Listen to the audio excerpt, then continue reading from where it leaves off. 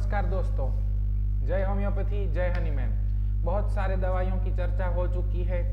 अब बहुत कम दवाइयाँ ही बची हैं जो रूटीन प्रैक्टिस में यूजफुल हैं और हमारी चर्चा होनी बाकी है। इतनी दवाइयों की चर्चा हो जाने के बाद हम थेराप्यूटिक्स शुरू करेंगे कि हमारे पास जब केस आता है तो उस केस के अंदर किस तरह से हमें सोचना है ताकि हम द सिमिलिमम तक पहुंच पाएं। हम ऑर्गेनल और मटीरिया दोनों का प्रैक्टिकल एप्लीकेशन तो पढ़ेंगे, लेकिन उसके बाद उसको किस तरह से अप्लाई करना है वो प्रैक्टिकली सीखेंगे। हम केस डिस्कशन शुरू करेंगे, हम थेराप्यूटिक्स शुरू करेंगे और डे बाय डे अपने आप का लेवल धीरे धीरे अपग्रेड करना है। नया मॉडल लॉन्च होना चाहिए ना। तो दूसरी मेडिसिन भी साथ में लेते रहेंगे, लेकिन हमारा मेन फोकस है कि जब ये पॉलीक्रेस्ट मेडिसिन एक बार हम चर्चा कर लें तो उसके बाद थेराप्यूटिक्स की ओर जाएं। आप लोग केस लेना तो सीख चुके हैं, ताकि आप लोग केस लें और उसमें मेडिसिन सोचें और मेडिसिन दें, तब आपको मजा आएगा। तब आपको पता चलेगा कि वाह, होम्योपैथी रॉक्स। तो आज का हमारा जो दवाई है उस दवाई का नाम है जिंकम मेटालिकम, जिंकम मेट। बहुत लेस नॉन दवाई है, रूटीन प्रैक्टिस में बहुत कम यूज होता है। हमने भी 2, 3, 4, 5 दफा ही शायद प्रिस्क्राइब किया होगा, लेकिन हाँ, प्रैक्टिस के अंदर सोचना चाहिए। हर बार सिर्फ फिजिलिटी ऑफ लेग देख के आर्सेनिक दिमाग में नहीं आना चाहिए, जिंकम भी आना चाहिए। तो क्या है जिंकम मेट, कब कब जिंकम मेट सोच सकते हैं, कब कब जिंकम मेट दे सकते हैं, तो चलिए देखते हैं। जिंकम मेट चिली, पहला इंडिकेशन है चिली। देखिए, हम थोड़ा सा आपको सिंपल सरल करने के लिए हर मेडिसिन के अंदर उसका थर्मल स्टेट, उसका थर्स्ट, उसका साइड एफिनिटी देते हैं, लेकिन उससे हमें प्रिजुडाइज नहीं हो जाना है कि जिंकम मेट हर बार चिली ही होना मांगता है। नहीं, अगर चिली मिलता है तो it is indication for that medicine, लेकिन चिली नहीं मिलता है तो इट्स ओके। दूसरे इंडिकेशन मिलेंगे तो उसके ऊपर से वो मेडिसिन दिया जा सकता है, लेकिन जब हमें प्रिस्क्रिप्शन करना है तो कुछ बेस तो बनाना पड़ेगा ना। तो हम ज्यादातर प्रैक्टिस करते हैं तो कम समय में ज्यादा प्रिस्क्रिप्शन होते हैं, तो उस टाइम पे हम थर्मल को बेस बना के प्रैक्टिस करते हैं। लेकिन जरूरी नहीं है कि हर बार थर्मल को बेस बनाकर ही प्रिस्क्रिप्शन किया जा सके। जो भी मोस्ट पिक्यूलियर स्ट्राइकिंग सिम्टम मिले, द कैरेक्टरिस्टिक मिले, उसको बेस बना के प्रिस्क्रिप्शन किया जा सकता है। हम नहीं कह रहे हैं कि हम कहते हैं वही एक मार्ग है, हम आपको कह रहे हैं कि बहुत सारे मार्ग हैं, लेकिन हमें उसमें से जो ये मार्ग हम आपको दिखा रहे हैं वो सरल लग रहा है। हमारी जर्नी का शुरुआत करने के लिए ये मार्ग हमें अच्छा लग रहा है। बाद में आपको जिससे जैसे जहां जाना हो वहां पे जा सकते हैं। हम किसी के विरोधी भी नहीं हैं, सब कुछ होम्योपैथी ही है, लेकिन हम बिगिनिंग के लिए आपको एक रास्ता दिखा रहे हैं कि हम चल रहे हैं तो आप भी चलने का प्रयास करो, चल पाओगे। होम्योपैथी सरल है, उसमें बहुत कुछ दिक्कत नहीं है, और जब हम अपनी पैथी करते हैं ना तो द प्राउड फील होता है। हमारा सोसाइटी में भी हमारा वैल्यू होता है क्योंकि हम अपनी पैथी करते हैं। तो दूसरा इंडिकेशन है थर्स्टी। डॉक्टर साहब, प्यास ज्यादा लगती है, पानी बहुत पीते हैं, तो भी जिंकम मेट सोचना है। तीसरा इंडिकेशन है जिंकम मेट का, वो है fidgety of leg, restlessness of leg. आप देखेंगे आपके क्लिनिक के बाहर वेटिंग एरिया में मरीज बैठा है, कंटिन्यूअस मूवमेंट्स ऑफ लेग हो रहा है, तो उसको ऑब्जर्वेशन में ले लिया। Fidgety of leg, restlessness of legs, patient thirsty है और चिली है। 3 इंडिकेशन मिल गए। दूसरा 2-3 इंडिकेशन मिलता है तो कंफर्म हो जाएगा कि ये थप्पा लगा के जिंकम मेट है। नहीं मिलता है तो इतने सुपरफिशियल इंडिकेशन के ऊपर से भी पैथोलॉजी कौन सा है, उस पैथोलॉजी का स्फीयर ऑफ एक्शन देखना चाहिए। ये 3 इंडिकेशन वाले 4, 5, 10 मेडिसिन मिलेंगे हमको, लेकिन वहां पे क्या देखेंगे हम, स्फीयर ऑफ एक्शन कौन सा है। अगर इसको अस्थमा का ऐसा कोई दिक्कत होता है, इसको स्किन का दिक्कत है, तो वहां पे हमें आर्सेनिक सोचना है। अगर न्यूरोलॉजिकल कंप्लेंट्स है तो वहां पे हम जिंकम मेट सोच सकते हैं। जरूरी नहीं है हर बार।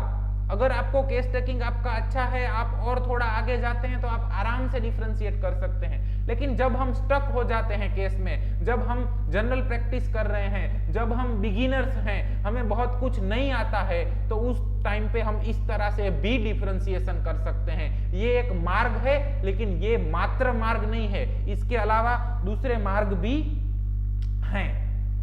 ठीक है। इसके अलावा तीसरा इंडिकेशन है weakness and tired mentally and physically.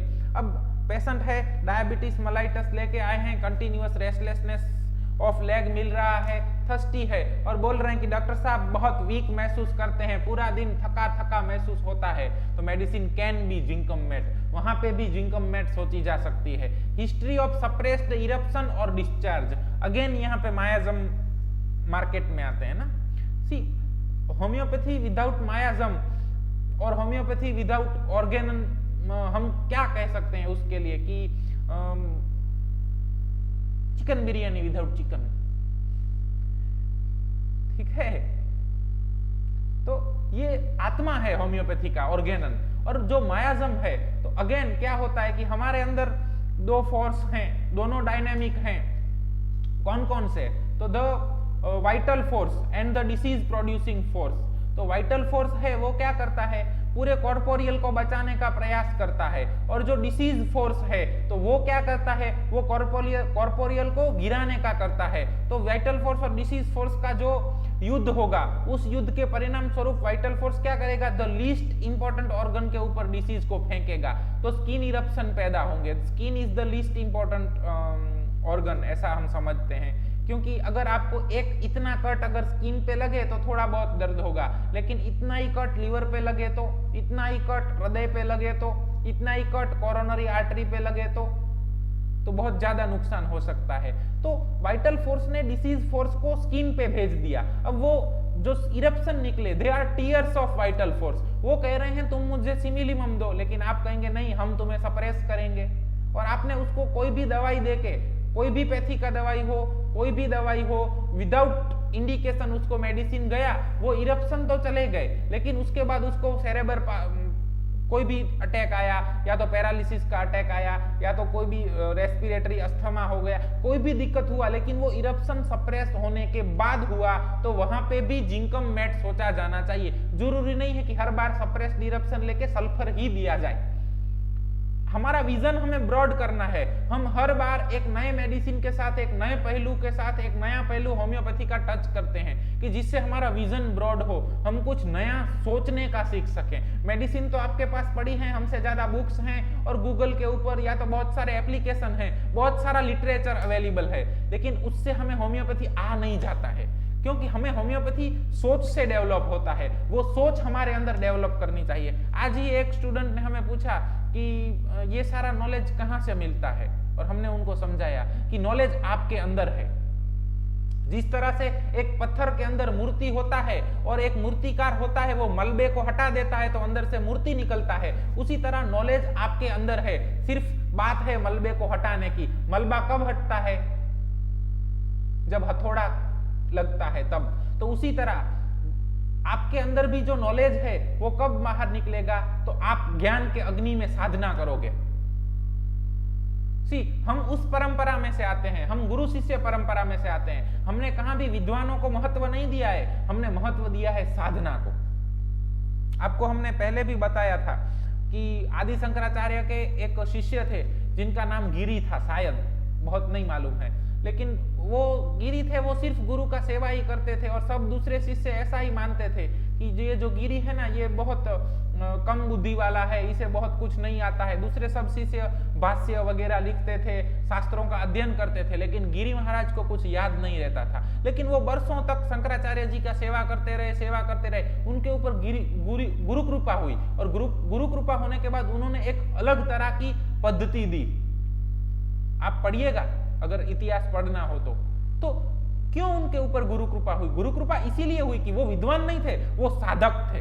वो डटे रहे, कितना भी उनका मजाक उड़ाया गया, उनको कुछ भी बोला गया, उनको प्रताड़ित किया गया, उनका अपमान हुआ, लेकिन उनको पता था ओडे सपेरे, डेयर टू बी वाइज, मुझे अपने गुरु के चरणों में विश्वास है, मुझे वहीं से ज्ञान मिलेगा, और उनको मिला।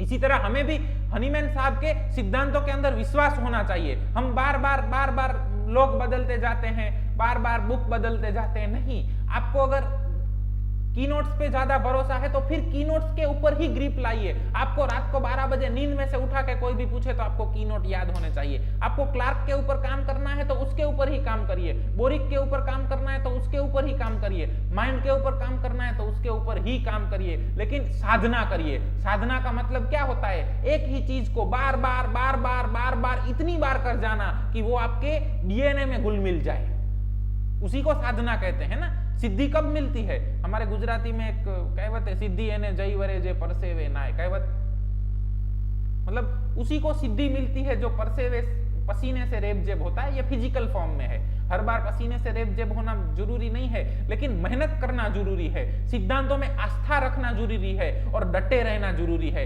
साधना 1 दिन 2 दिन 5 दिन 10 दिन में मजा आने से नहीं हो जाती है। साधना तब कहलाती है जब बार बार बहुत दिनों तक प्रताड़ित होने के बाद, अपमानित होने के बाद, निष्फलताएं झेलने के बाद, कुछ भी हो जाने के बाद फिर भी आप अपने सिद्धांतों को लेके उस चीज पे डटे रहते हैं, तब जाके भगवान प्रसन्न होते हैं और साधना फलीभूत होती है। तो होम्योपैथी भी, हम होम्योपैथी को गुरुमुखी विद्या इसीलिए कहते हैं कि ये साधना का परिणाम आएगा। आपको कोई अगर एक बार कह दे कि इस तरह से करो और हो जाए, आपने 5, 10, 25, 20 हजार या 50 हजार वाला कोई कोर्स खरीद लिया या किसी लीजेंड के पास जाके बैठा है 5 दिन, उससे होम्योपैथी नहीं आ जाता है।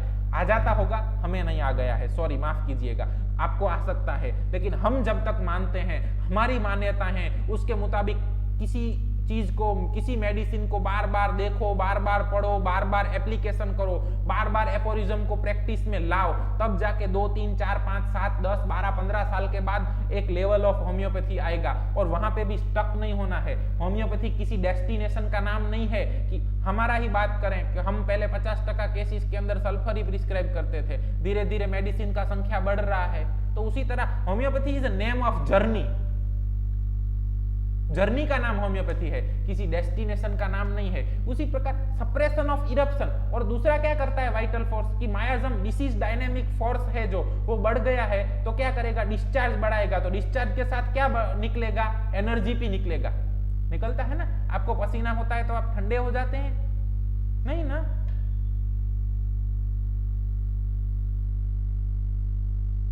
तो कोई भी डिस्चार्ज होगा तो उसमें क्या लगेगा? एटीपी में से एडीपी बनेगा और एक फॉस्फेट मुक्त होगा, उसके साथ एनर्जी मुक्त होगा। वो एनर्जी भी लगेगा क्योंकि डिस्चार्ज को निकालना पड़ता है। हम जो श्वासोश्वास करते हैं तो उसमें भी हमें एनर्जी लगता है, और एनर्जी लगता है तो उस एनर्जी के साथ क्या निकलेगा? जो मायाजम होगा उसका जो एनर्जी बढ़ा है, जो नेगेटिव एनर्जी बढ़ा है, तो वाइटल फोर्स क्या करेगा? डिस्चार्ज बढ़ा देगा और उससे वो एनर्जी, उस डिस्चार्ज के साथ वो नेगेटिव एनर्जी को वॉश आउट कर देगा।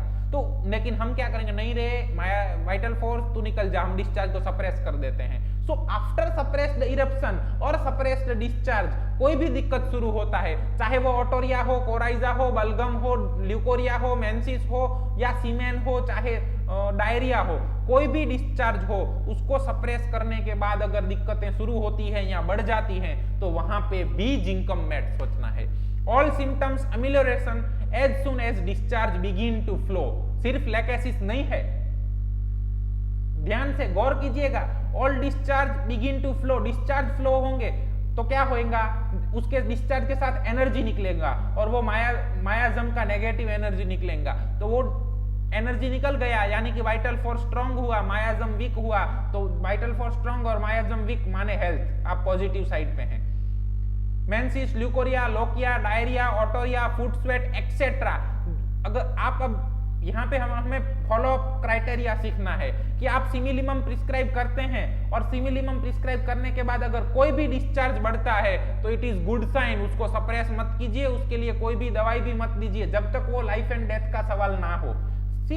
हर जगह पे मत दीजिए, यानी कि ऐसा नहीं है कि नहीं देना है। अगर बहुत सीवियर डायरिया हो गया और लाइफ एंड डेथ का सवाल है तो वहां पे मेडिसिन देना ही पड़ेगा, ठीक है। लेकिन अगर सामान्य डिस्चार्ज बड़ा है तो उसको सप्रेस मत कीजिए, उस नेगेटिव एनर्जी को वॉश आउट होने दीजिए। सो आफ्टर सिमिलिमम अगर डिस्चार्ज बढ़ता है तो इट इज गुड साइन, लेकिन वो इतना नहीं बढ़ जाना चाहिए कि वो फैटल हो, जहां पे लाइफ एंड डेथ का सवाल आ जाए। हर जगह पे इफ एंड बट है होम्योपैथी में, कुछ फिक्स्ड क्राइटेरियाज नहीं है, ठीक है। Appetite, hunger at 11 AM, sulphur में भी होता है। फर्क कहाँ है? सल्फर में भी स्किन इरप्शन सप्रेस मिलेगा, जिंकम में भी स्किन इरप्शन सप्रेस मिलेगा। सल्फर भी थर्स्टी मिलेंगे, सल्फर में भी थर्स्टी मिलेगा, जिंकम में भी थर्स्टी मिलेगा। अगर 11 AM हंगर मिलेगा तो सल्फर भी सोचा जा सकता है, जिंकम भी सोचा जा सकता है। लेकिन अगर मरीज हॉट मिलता है तो सल्फर सोचा जाता है, चिली मिलता है तो जिंकम सोचा जाता है। इस तरह की सोच डेवलप होनी चाहिए। हम इस तरह से करते हैं, आपको अच्छा लगता है तो कीजिए, नहीं लगता है तो कोई दिक्कत नहीं है। हम में से जो अच्छा लगता है वो लीजिए, कुछ नहीं लगता है तो कुछ मत लीजिए। हम शुक्राचार्य को याद रखते हैं, जिसमें से जो भी अच्छा लगे वो ले लीजिए। Hasty in eating and drinking, doctor साहब ये खाने में बहुत जल्दी करता है, 5 मिनट में खाना खा लेता है, 7 मिनट में खाना खा लेता है, पानी भी बहुत जल्दी पी लेता है। वीकनेस आफ्टर ईटिंग, अब खाना खाने के बाद आपको ताकत मिल जानी चाहिए, लेकिन नहीं, अगर आपको वीकनेस लगता है खाना खाने के बाद, then it is indication for zincum met. Heartburn aggravation after sugar, ये पिक्यूलियर मिला ना, हार्टबर्न एग्रावेशन आफ्टर शुगर। अब शुगर खाने के बाद जो बर्निंग पेन हो रहा था वो कम हो जाना चाहिए, लेकिन नहीं, वो अगर बढ़ रहा है तो वहां पे भी जिंकम मेट सोचना है। Cold food, drinks, beer craving, cold food and cold drink का क्रेविंग है तो हर बार फास्फोरस नहीं होता है, जिंकम भी सोचना है, दिमाग में रखना है। Meat, sweet, warm food aversion.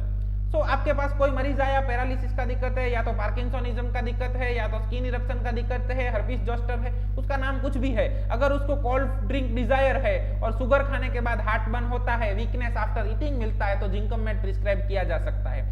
आपको एएनसी का पेशेंट है, एंटीनेटल चेकअप में आया है, उसको एसिडिटी का दिक्कत है और शुगर खाने के बाद एसिडिटी बढ़ जाता है, खाना खाने के बाद वीकनेस लगती है, चिली मरीज है, तो वहां पे भी जिंकम मेट सोचा जाना चाहिए। बस हम बहुत कम एग्जांपल दे रहे हैं, लेक्चर को 15, 20, 25 मिनट के अंदर ही खत्म कर रहे हैं, ताकि आपका ज्यादा टाइम ना बिगड़े। लेकिन बहुत एग्जांपल देके इसको लंबा भी खींचा जा सकता है, एक एक सिम्टम के ऊपर एक एक घंटे का व्याख्यान भी लिया जा सकता है। Element from sudden stoppage of discharge और सप्रेस्ड इरप्शन, हमने बात कर ली। एक्सेसिव मेंटल एक्सर्शन, अब आप एक्सेसिव मेंटल एक्सर्शन किसे कहेंगे? तो कोई स्टूडेंट्स हैं जो बहुत पढ़ाई कर रहे हैं तो वहां पे भी एक्सेसिव मेंटल एक्सर्शन मिलेगा। कोई ऐसा बंदा है जो ऑफिस वर्क कर रहा है तो वहां पे भी एक्सेसिव मेंटल एक्सर्शन मिलेगा। कोई कवि है, बहुत कविताएं लिख रहे हैं तो एक्सेसिव मेंटल एक्सर्शन। विचारक हैं और विचार कर रहे हैं तो भी एक्सेसिव मेंटल एक्सर्शन। कोई भी मरीज है जो बहुत सोचता है, बहुत मेंटल मानसिक काम करता है और उसके बाद उसको थकान महसूस होती है, तो वहां पे भी जिंकम मेट सोचा जाना चाहिए। अगर आपके पास मरीज आता है, डॉक्टर साहब कल एग्जाम है और मेरे को डायरिया हो गया, तो हर बार जलसेमियम और अर्जेंटम नाइट्रिकम नहीं सोचना है, कई बार वहां पे जिंकम मेट भी सोचना है। क्यों? क्योंकि एक्सेसिव मेंटल एक्सर्शन के बाद डायरिया हुआ है। डोमिनेटिंग फादर, अब डोमिनेटिंग फादर मतलब क्या है? फादर बच्चे का कोई भी विल नहीं सुनता है, कोई भी इच्छा नहीं सुनते हैं। मैं बोलता हूं वैसा ही करो, मैं बोलता हूं मेरा बेटा इंजीनियर बनेगा मतलब बनेगा। बेटे को कविताएं लिखने का शौक है, लेकिन बेटे को कविता लिखने का शौक है, लेकिन फादर उसको बोलता है कि इंजीनियर बनो। अब उसको अपनी पूरी विल सप्रेस करके इंजीनियर बनना पड़ता है, वो अपने बाप के सामने कुछ बोल ही नहीं सकता।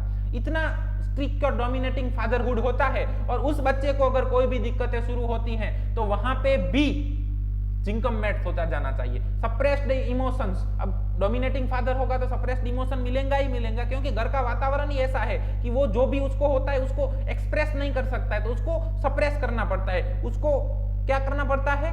दबा देना पड़ता है। जो भी इच्छा हुई, उसको जो भी फील किया, उसको गुस्सा आया तो भी दबा दो, खुशी हुई तो भी दबाओ। अच्छे घर के बच्चे हा हा करके नहीं हंसते हैं, बंद हो जा ऐसा बोलेगा, क्या करेगा वो? उसको अगर किसी से प्रेम है तो भी अपने बाप के सामने व्यक्त नहीं कर सकते हैं। तो जरूरी नहीं है कि हर बार फादर हो, मदर भी हो सकता है, और मदर भी ना हो तो ग्रैंडफादर, ग्रैंडमदर कोई भी हो सकता है। समाज का वातावरण भी इतना स्ट्रिक्ट हो सकता है कि जिसके कारण वो अपना इमोशन सप्रेस करता है, तो वहां पे भी जिंकम मेट सोचा जा सकता है।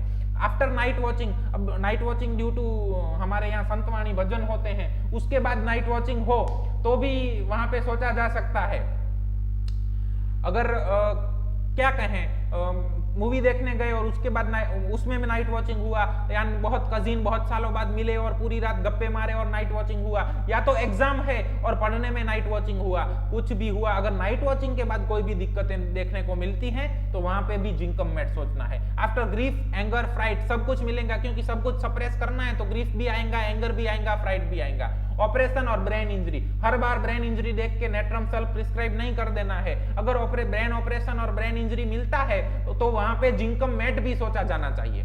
देखिए कितना माइन्यूट डिटेल है, लेकिन हम कुछ मेडिसिन के साथ ही फिक्स हो जाते हैं। जिस तरह से अगर ब्रेन इंजरी मिला तो नेट्रम सल्फ आर्निका, ग्रीफ मिला तो ignatia, natrum mur, suppressed emotion मिला तो लाइकोपोडियम, स्टेफिसेग्रिया, एक्टेटिव, इस तरह से हम फिक्स हो जाते हैं। लेकिन हमें फिक्स नहीं होना है, हमें हर बार पूरे का पूरा केस लेना है और केस लेने के बाद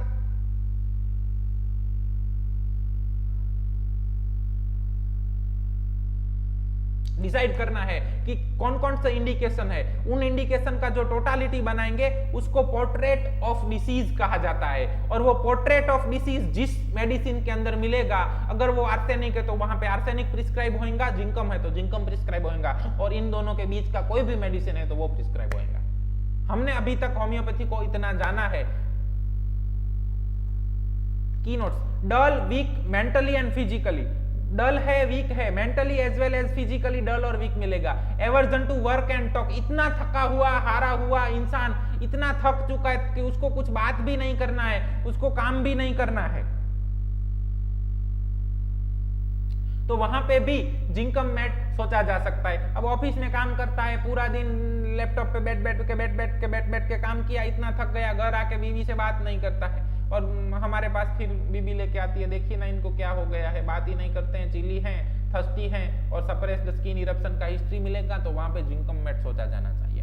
प्रोग्रेसिव वीकनेस विथ रेस्टलेसनेस, सी वीकनेस भी है और रेस्टलेसनेस भी है। अब ऐसा दोनों साथ में होएगा तो ये क्या कॉम्बो बनेगा, इस कॉम्बो को बोलेंगे PQRS। वीकनेस होता है, आपको थकान महसूस हो रही है तो आराम कीजिए ना, क्यों पैरों को हिला रहे हैं, क्यों बार बार इधर से उधर जा रहे हैं, काम नहीं करना है, लेकिन सुख से एकदम क्या बोलते हैं उसको हिंदी में, तमीज से बैठा भी नहीं जा रहा है, रेस्टलेसनेस है।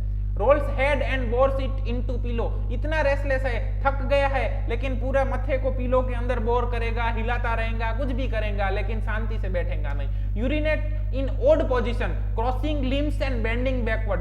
अगर कोई भी बच्चा है या तो ओल्ड एज कोई भी है, बच्चों में ये इंडिकेशन ज्यादा मिलेगा कि ओड पोजीशन में यूरिनेट करता है। कोई होगा तो डॉगी की तरह यूरिनेट करेगा, एक पैर को ऊपर करके यूरिनेट करेगा, कोई पीछे मुड़ के यूरिनेट करेगा, कोई होगा तो लिम्ब क्रॉस करके यूरिनेट करेगा। अब इस तरह का इंडिकेशन मिलता है तो भी जिंकम मेट सोचना है।